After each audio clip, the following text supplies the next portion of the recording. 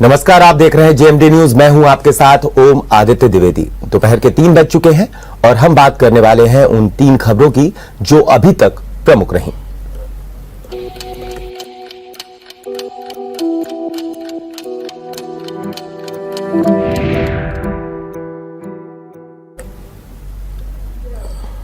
तो चलिए खबरों की शुरुआत करते हैं। पहली खबर के साथ जम्मू कश्मीर में आज 2 आतंकी वारदातें हुई हैं।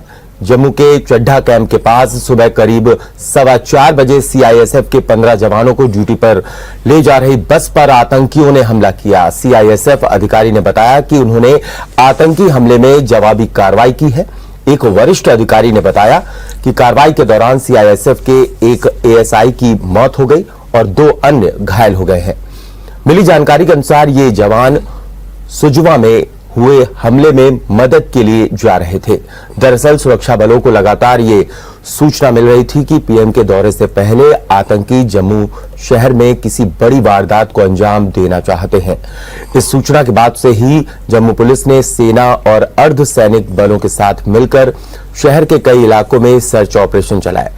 ये सर्च ऑपरेशन आज तड़के तक जारी रहा और इसी ऑपरेशन के दौरान जम्मू के भटिंडी इलाके में सीआईएसएफ के जवानों को ले जा रही एक बस पर आतंकियों ने फायरिंग शुरू कर दी।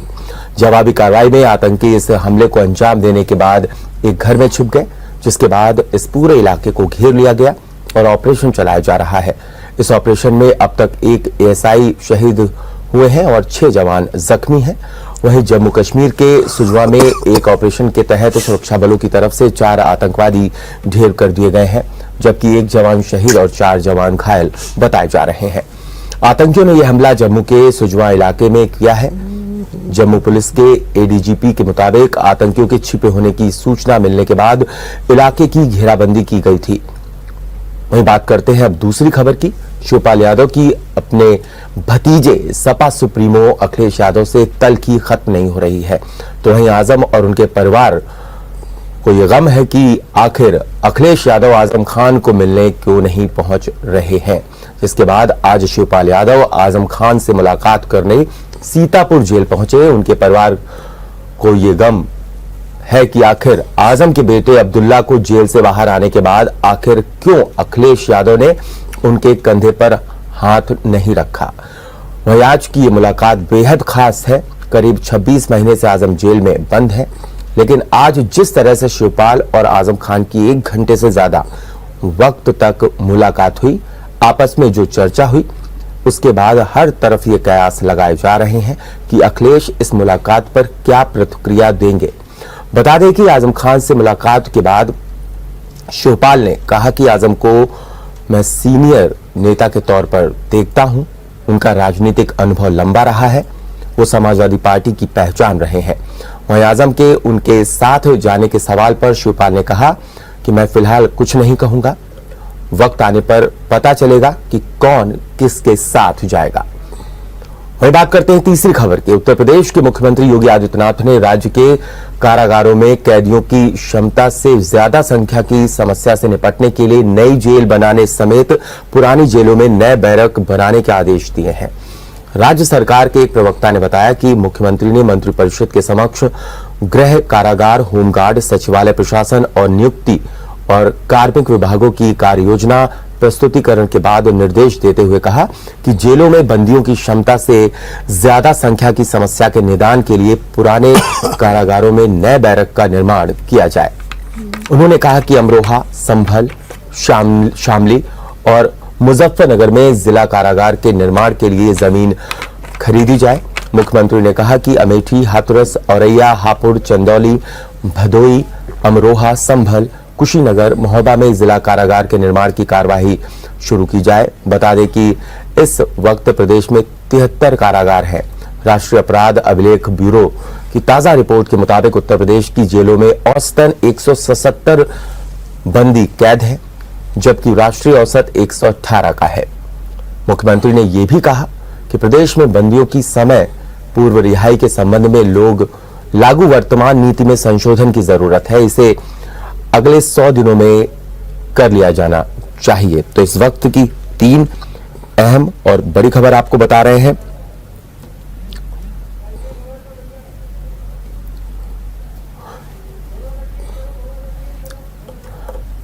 तो आपको बता दें, जिस तरीके से पहली खबर का मैंने जिक्र किया कि जम्मू कश्मीर में जिस तरीके से पीएम मोदी का जो दौरा था उसके ठीक पहले आतंकी हमला, ये कहीं ना कहीं ये दर्शाता है कि आतंकी इस दौरे के दौरान वारदात करना चाहते थे, जिसको हालांकि सुरक्षा बलों ने नाकाम कर दिया है।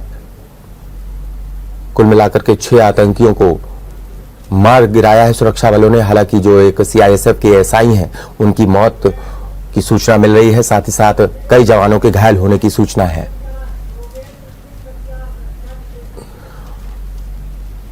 और इसी खबर पर हमारे साथ रक्षा विशेषज्ञ योगेंद्र सिंह कटियार जुड़ रहे हैं।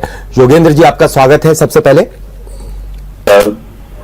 योगेंद्र जी, जिस तरीके से ये हमला देखा गया कि सीआईएसएफ के जवान जो है वो मदद के लिए जा रहे थे दूसरे जवानों के पास, उसी बीच वहां पर ये हमला होता है। ऐसे में जो आतंकी घात लगाए बैठे हुए थे, 24 तारीख का प्रधानमंत्री का दौरा है, ऐसे में ये हमला किस ओर इशारा कर रहा है? ये सारी चीजें 2 बिंदुओं पे हमें विशेष ध्यान देना होगा कि पंजाब की आंतरिक गतिविधियां और पाकिस्तान में सत्ता परिवर्तन। तो पाकिस्तान का सत्ता परिवर्तन इस ओर इशारा कर रहा है कि चाहे वह सत्ता किसी की भी हो, कोई भी पक्ष वहां पे आए, कोई भी नेता आए, लेकिन उनका मेन उद्देश्य जो है वो इसी ओर इंगित करता है कि भारत विरोधी गतिविधियों को ज्यादा से ज्यादा प्रश्रय देना और उसे हवा देना। और पाकिस्तान की जो इकोनॉमी है वो अब काफी हद तक काफी गिर रही है। अगर उसे विश्व में देखा जाए तो काफी कमजोर होती जा रही है, लेकिन वहां पे सत्ता पे काबिज नेताओं का लोगों को एक और इशारा करता है ज्यादा से ज्यादा कि भारत विरोधी गतिविधियों पे वो पूरा ध्यान लगाना चाह रहे हैं और उनकी इकोनॉमी जिस हिसाब से डाउन जा रही है उस पे जनता का ध्यान ना जाए, उसकी ओर ये लोग मेन जो है इनका ध्यान वो है। ठीक है, लेकिन जिस तरीके से धारा 370 खत्म होने के बाद ये पहली बार प्रधानमंत्री वहां का दौरा करेंगे, ऐसे में इस दौरे के कई मायने निकाले जा सकते हैं। जी बिल्कुल बिल्कुल, ये बिल्कुल सही बात है। आज 370 के खत्म होने के बाद प्रधानमंत्री का जम्मू कश्मीर में जाना एक बहुत बड़ा संदेश पूरे विश्व पटल में जाएगा। उस चीज को डिटर करने के लिए ये लोग इस तरह की गतिविधियों को जिस स्तर पे भी हो जाए, इन्होंने स्लीपिंग सेल्स को आदेशित किया होगा कि आप किसी भी तरह वहां पे शांति व्यवस्था को भंग करिए। तो ये उसी का नतीजा है कि 4-5 आतंकवादी मिलके इस तरह की गतिविधियों को परिणाम देते हैं और पहले एक अटैक करते हैं, फिर उसके बाद जब यहाँ से मदद के लिए टीम जाती है तो काउंटर अटैक करते हैं, काउंटर एम्बुश करते हैं। तो ये सारी चीजें ये है कि बहुत ही सधे हुए रणनीति बना के जो भी सीआईएसएफ है, पैरामिलिट्री फोर्सेस है, रेगुलर फोर्सेस हैं, उन्हें अपने सारे एक्शंस बहुत ही सीमित तौर पे आगे बढ़ाने पड़ेंगे, क्योंकि ये इस चीज में लगे हैं कि शांति व्यवस्था किस तरह से भंग किया जाए। जिस तरीके से मेजर योगेंद्र सिंह कटियार ये देखा जा रहा है कि वहां पर दुबई से इन्वेस्टर्स भी आ रहे हैं, ऐसे में क्या आतंकवादियों की तरफ से एक नेगेटिव मैसेज देने की कोशिश है कि आप यहां इन्वेस्ट मत कीजिए? निश्चित तौर पे उनका पहले से ये है कि कश्मीर में अगर किसी भी तरह का डेवलपमेंट हुआ या किसी तरह का ये संदेश विश्व पटल में चला गया कि यहाँ पे शांति व्यवस्था है, यहाँ पे इन्वेस्टमेंट किया जा सकता है और आने वाले समय पे, जैसे कि अभी कुछ दिन पहले एक बहुत बड़ा संदेश ये हुआ था कि वहां पे आयुर्वेदिक दवा उगाने की एक बहुत बड़ा एक पार्क बनाया जा सकता है। तो अभी उस चीज को मुश्किल से 4 महीने भी नहीं बीते और इतना बड़ा इन लोगों ने अटैक कर दिया कि जिससे बाहर की जो शक्ति हैं जैसे मॉरिशस थे और बाकी जो इन्वेस्टर्स थे, तो वो देश वहां से पीछे हटे कि किसी भी तरह की यहाँ पे शांति व्यवस्था वैसी है और इसी कारण ये बार बार इस तरह की गतिविधियों को हवा दे रहे हैं। लेकिन भारत भी पूर्ण निश्चय से आगे बढ़ रहा है। मुझे लग रहा है कि ये छोटी छोटी कायराना हरकत किसी भी तरह से इनके मनोबल को, भारत के मनोबल को कम नहीं कर पाएगी। बिल्कुल, आपका शुक्रिया योगेंद्र सिंह कटियार जी हमसे जुड़ने के लिए और इस पर चर्चा करने के लिए। तो कुल मिलाकर के ये दौरा बेहद अहम है प्रधानमंत्री का, इसको लेकर के तैयारियां की गई हैं और ऐसे में जब इन्वेस्टर्स पहुंच रहे हो वहां पर तो कहीं ना कहीं आतंकवादियों ने एक कोशिश की है एक निगेटिव मैसेज देने की। अब रुक कर लेते हैं दूसरी खबर का जो सीतापुर से है, आजम खान से मिलने पहुंचे शिवपाल यादव और ऐसे में कयास बहुत कुछ लग रहे हैं कि आखिरकार अब किस ओर ये राजनीति जा रही है। अब अखिलेश क्या प्रतिक्रिया देंगे, क्योंकि लगातार नाराजगी देखी गई है आजम खान खेमे से और ऐसे में जो आजम खान का परिवार है वो भी कहीं ना कहीं ये बात करता हुआ नजर आ रहा है कि जो उनके बेटे हैं आखिरकार उनसे क्यों दूरियां हैं अखिलेश यादव की और क्यों कुछ खुल करके नहीं बोल रहे हैं। और इसी खबर पर हमारे साथ वरिष्ठ पत्रकार डॉक्टर रमेश वर्मा जी जुड़ रहे हैं। डॉक्टर रमेश वर्मा जी, आपका स्टूडियो में स्वागत है। सबसे पहले डॉक्टर रमेश वर्मा जी, जिस तरीके से बीजेपी के हाथ में डमरू है और इस वक्त कई मोहरे उसी के इशारे पे नाच रहे हैं, शिवपाल यादव बहुत कुछ कहना चाहते हैं लेकिन सही वक्त का इंतजार कर रहे हैं। क्या मायने हैं इस मुलाकात के आजम और शिवपाल के? देखिए, अखिलेश और शिवपाल में जिस तरीके से दूरियां लगातार बढ़ती जा रही हैं, जी, खास तौर से चुनाव परिणाम आने के बाद, उसके दौर में आज जो शिवपाल मिले हैं सीतापुर में आजम खां से, निश्चित रूप से इसे लोग अखिलेश के लिए खतरे की घंटी भी बता रहे हैं। जी, देखिए, अब कोई कहे कि हम सामान्य शिष्टाचार में मिलने गए, तो सामान्य शिष्टाचार नहीं है, क्योंकि शिवपाल बहुत पहले सीतापुर जेल में आकर के आजम खां से मिले थे। उसके बाद बिल्कुल सब गैप हो गया। ऐसे ही अखिलेश एक बार आकर के मिल गए थे। लेकिन जब इस तरीके से विवादों का दौर चल रहा है, उस समय शिवपाल का सीतापुर जेल जाना इस बात का द्योतक है कि कहीं ना कहीं जो समाजवादी पार्टी के मुखिया अखिलेश से जो शक्तियां नाराज हैं, चाहे आजम खान नाराज हो जाए, चाहे शिवपाल नाराज हो, या अन्य उनके संबंधी लोग नाराज हो, चाहे अभी वर्क का जो बयान आया हो, तो लगता है कि ये सब एक हो रहे हैं और इसे एक करने में शिवपाल आगे हो गए हैं, क्योंकि शिवपाल अब अखिलेश को ये बताना चाहते हैं कि देखो हमारी राजनीतिक हैसियत ये है। बिल्कुल। तो इस तरीके का आज उनका जेल जाना अब क्या गुल खिलाता है, ये देखने की बात होगी। पिछले दिनों जो रामपुर से एक खबर निकल करके आई थी, जो मीडिया प्रभारी हैं आजम खान के, उन्होंने साफ तौर पर अखिलेश पर निशाना साधा था। क्या कुछ माहौल बनाया जा रहा है एक अखिलेश के विरुद्ध, अखिलेश को घेरने की पूरी कोशिश की जा रही है, या यूं कहें कि शिवपाल यादव जिस तरीके से अब निकल करके आ रहे हैं वो अब अपने संगठन को बहुत मजबूत करना चाहते हैं, वो सबको साथ लेकर के चलना चाहते हैं, या फिर अब बीजेपी के खेमे में ये सारे एक साथ जाते हुए नजर आएंगे? कयास क्या हो सकते हैं डॉक्टर रमेश? देखिए, आगे क्या होगा ये तो बताएंगे, लेकिन जो परिस्थितियां जरा देखिए, जरा ध्यान करके। शिवपाल जा रहे हैं, कुछ दिनों पहले आजम खां के खेमे से अखिलेश पर हमला होता है, शिवपाल जा रहे हैं, और जब शिवपाल जेल से बाहर आते हैं तो जानते हो क्या होता है? वो क्या कहते हैं?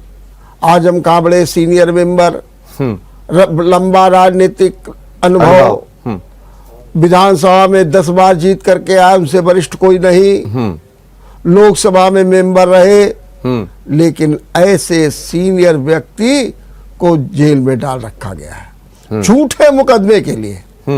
और वो नेता वो है जो समाजवादी है, जिसे समाजवादी पार्टी की स्थापना में अपना योगदान किया और वो समाजवादी पार्टी का चेहरा है, तो उसकी ये स्थिति हुई कि वो जेल में है। जरूरत क्या थी?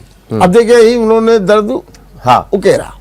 उन्होंने कहा जरूरत ये थी कि समाजवादी पार्टी जी आंदोलन करती, संघर्ष करती, और समाजवादी पार्टी का ये चरित्र ही है संघर्ष करना, आंदोलन करना। बिल्कुल।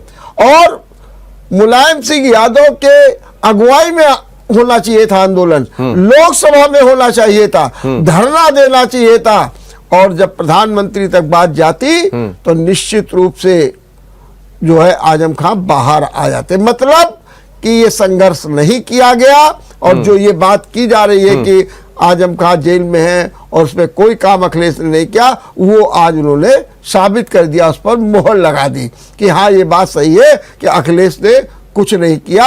और अगर और ये भी कहते हैं कि मुलायम सिंह वाले नेताजी की जो है प्रधानमंत्री बहुत ही इज्जत करते हैं, और अगर ये बात वहां तक पहुंच गई होती तो जाने कब आजम खां जेल। और ये भी कह रहे हैं कि दुखद स्थिति क्या है कि 72 मुकदमे, 71 में जमानत और एक में अभी भी जमानत, और जमानत नहीं, सुनवाई सब हो चुकी है जी, फैसला सुरक्षित है महीनों से कोर्ट में जी। तो कह रहे ये स्थितियां बनी हुई है। और दूसरी बात वो क्या कहते हैं, हाँ, माने उन्होंने ये भी कह दिया कि समाजवादी पार्टी ने तो कुछ नहीं किया, हाँ, हम करेंगे, मुख्यमंत्री से बात भी करेंगे। मुख्यमंत्री ये बड़ी बात, मुख्यमंत्री से जो बात करने वाली बात आई है, और ये कहा उनको सब बताएंगे जाकर के, हाँ। भाई मुख्यमंत्री को तो सब मालूम ही है, उसमें क्या दिक्कत है।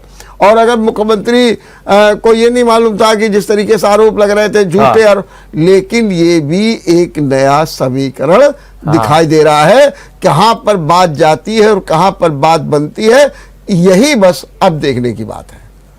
ये कहीं ना कहीं एक पिक्चर तो साफ हो रही है यहां पर डॉक्टर रमेश, कि जिस तरीके से योगी से मिलते हैं, वहां से निकलते कहते वक्त आने पे बताऊंगा क्या कुछ है, आज आजम से मिलते हैं कहते वक्त आने पर बताऊंगा क्या बात है, कहते हैं अखिलेश को दिक्कत है मुझे निकाल दें, अखिलेश पर निशाना साधते हैं। जैसा कि आपने अभी जिक्र किया कि समाजवादी पार्टी को घेरने की कोशिश की कि उन्होंने आंदोलन नहीं किया, उन्होंने धरना नहीं दिया, उन्होंने प्रदर्शन नहीं किया, अगर वो ऐसा करते तो शायद कहीं ना कहीं आजम बाहर आ जाते।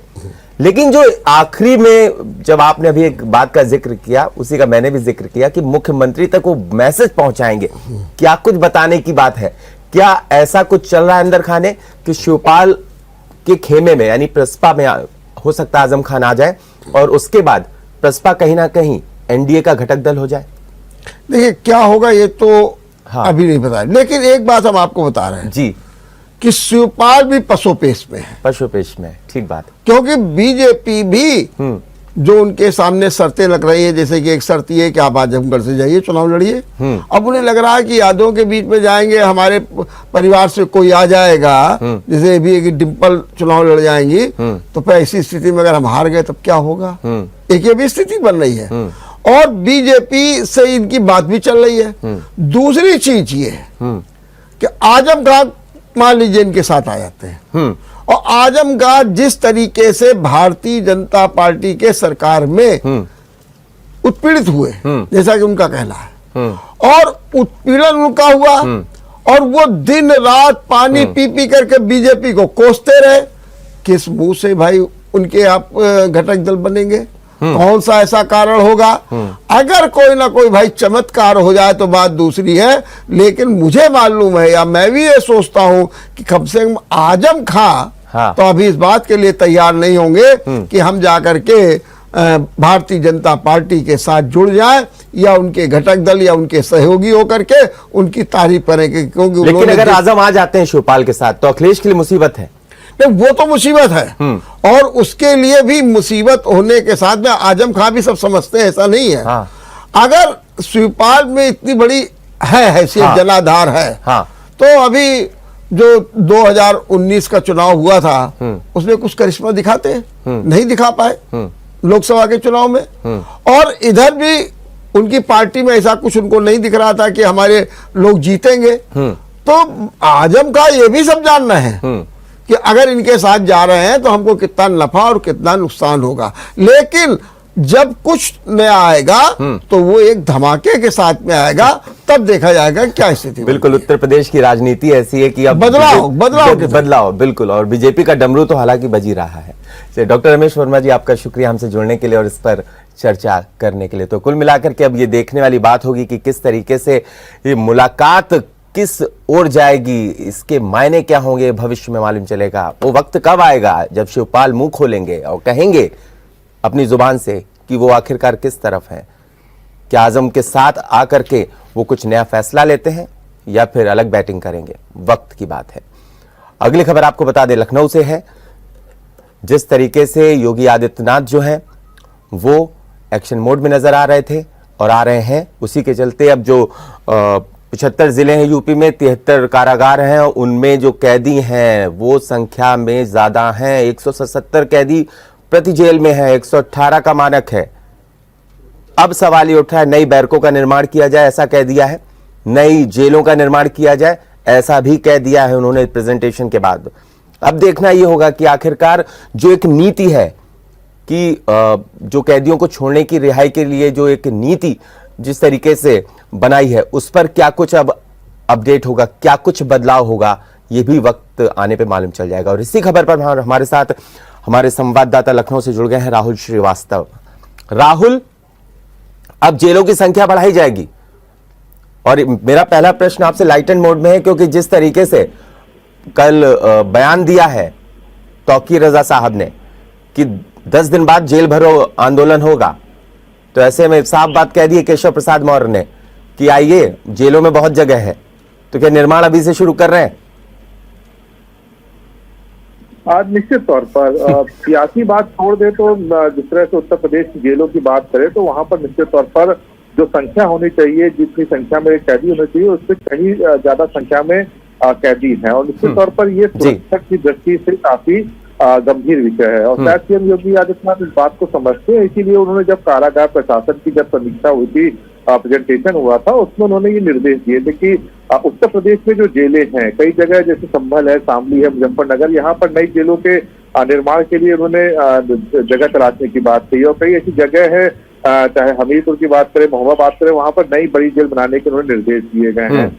इसी क्रम में उत्तर प्रदेश के तमाम जेलों में जो कैदी बंद है, जो अपनी सजा पूरी कर चुके हैं, लेकिन उनके पास आर्थिक अर्थदंड भरने के पैसे नहीं है, तो ऐसे कैदियों को चिन्हित करके उनको रिहा किया जा रहा है, ताकि जो जेल का लोड है वो कम हो सके। और निश्चित तौर पर लगातार ये प्रयास है, जो पुरानी जेल हो चुकी है वहां पर नए बैरक बनाया जाए, जिससे ज्यादा से ज्यादा जो कैदी एक ही बैरक में, कभी कभी ऐसे हालात हो जाते हैं कि जो मानक है 10 कैदी 12 कैदी का, उससे ज्यादा दुगने कैदी उस बैरक में रहने को मजबूर होते हैं, क्योंकि जेल प्रशासन के पास बैरक नहीं है, उनके पास जगह नहीं है। तो निश्चित तौर पर इन तमाम चीजों को ध्यान में रखते हुए, सुरक्षा को ध्यान में रखते हुए सीएम योगी आदित्यनाथ ने निर्देश दिया है कि उत्तर प्रदेश की जो जेलों की स्थिति है उसको अब ठीक किया जाए। जो जेलें खचाखच भरी हैं उसमें नई बैरकें बनाई जाए, जिससे जो कैदियों को दिक्कतें हैं, जो उनको समस्याओं का सामना करना पड़ता है, सुरक्षा की दृष्टि से भी ये तमाम चीजों को लेकर उन्होंने सब प्रेजेंटेशन में इसको निर्देशित किया था कारागार विभाग को।